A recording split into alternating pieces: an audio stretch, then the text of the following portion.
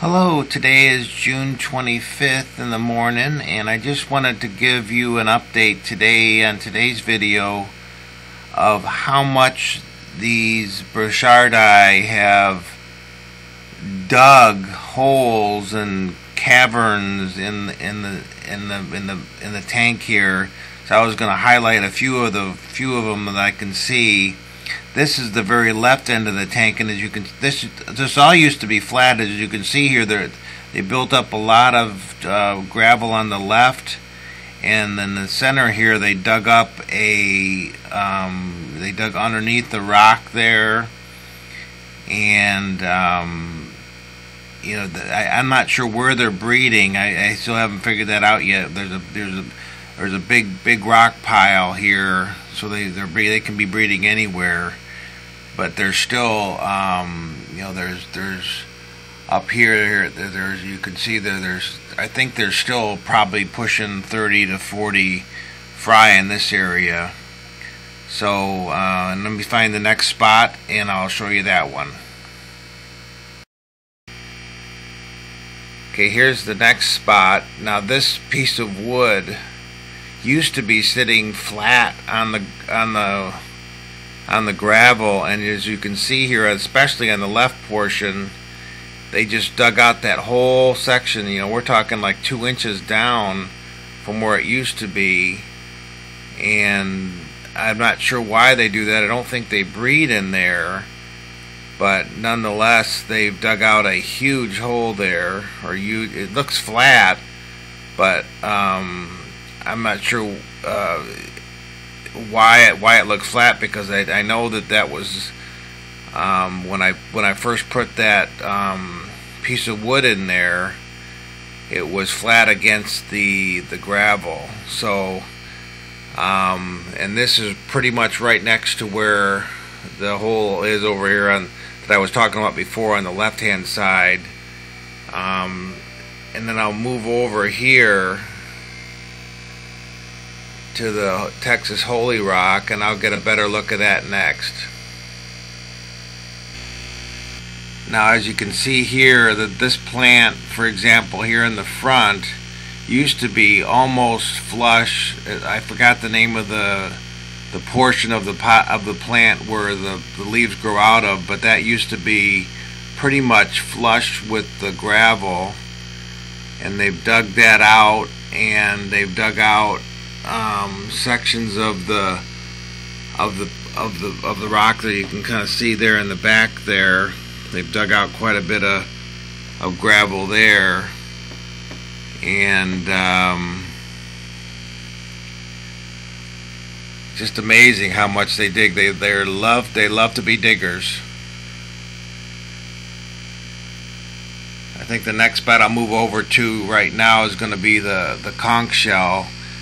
And the next, you can see there in the center, it's kind of hard to see, but there's a huge mound. I mean, that conch shell used to be flat above the gravel, and now it's basically sunk down on the left hand side, because behind the conch shell, which I'll try to get a picture of next, they've dug out probably a cup or two worth of gravel and moved it over to the left of the conch shell. So I'm not sure if that's where they're having the spawning, or if they're spawning actually inside of the conch shell. I'm not sure yet, but I'll move over to behind the conch shell and see if I can find a good picture there.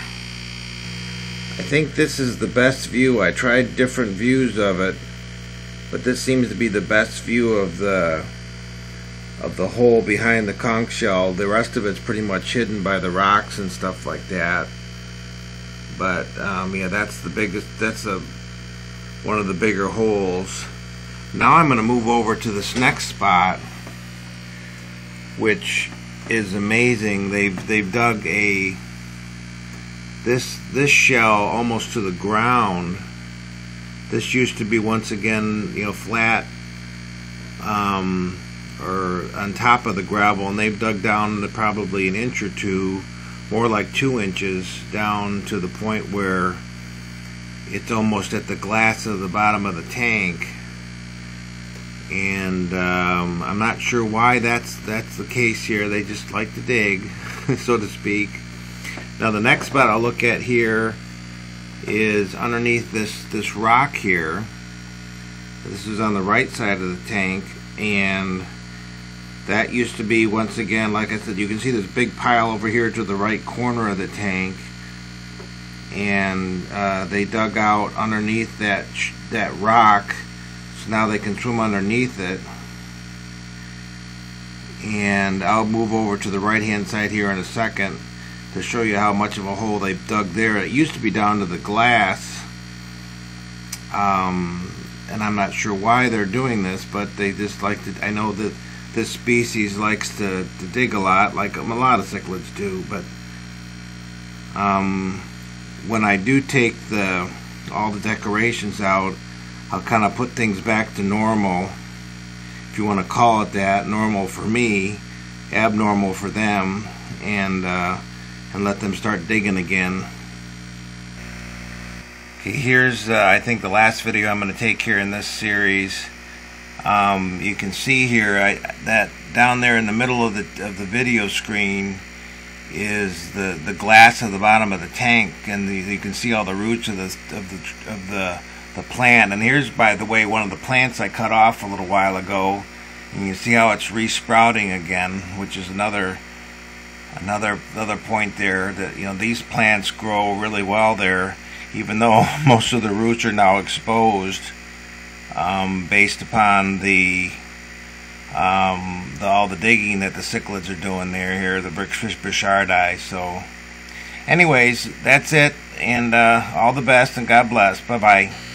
Hi, this is kind of a PS video, so to speak, but what I'm doing here is just taking a video of I'm just going to pan the tank and once again show the fish here, and you can kind of see the fry at the very left hand part of the screen, and I'm just going to pan over gradually here to show the different sections of the tank. And I went, like I said before, the first section or territory runs right about there, to the left side of the holy rock, and then the next section runs from the left side of the holy rock up to the left side of the conch shell, which is the smallest section but probably the most dominant section in the tank.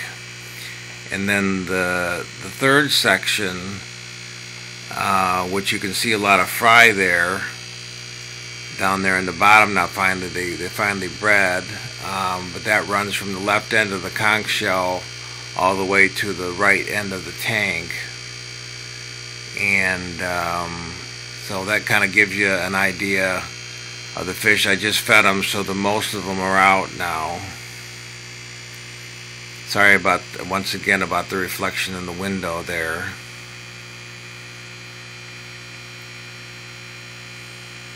But they're all different sizes and stuff from different broods. I've probably had, I'm guessing, around 10 or so different broods of fry. And some of the older ones, like I said, I started off with 6 or 7, then lost one when I tried to catch it in the trap. It kind of panicked and died. But so basically all but 6 of these are ones that have been hatched in this tank, like I've mentioned before in another video. But that's why they're all different sizes in here. And I think I have to wait. What they said is basically the fry need, or the fish need to be about 1.25 inches long before I can really sell them back to the store. I think they'll probably be a little bit flexible on that, but I'd like to sell anything that's not a fry and not an adult to the fish store, in the next month or two. I'm gonna let them grow a little bit longer because my water parameters are still okay. The CO2 level is getting up a little bit, but it's not high. It's just raising from what it was when there was just 6 fish. The ammonia level appears to be okay. One of the test kits is reading high. The nitrates, now that I'm changing it, the water, half of the water twice a week, is clearly within range. It was 10 parts per million, which is okay. At least I believe it's okay based on what I've read. And all the other parameters are, it's relatively hard water, which is what they like, and so on. So anyways, once again, all the best and God bless. Bye-bye.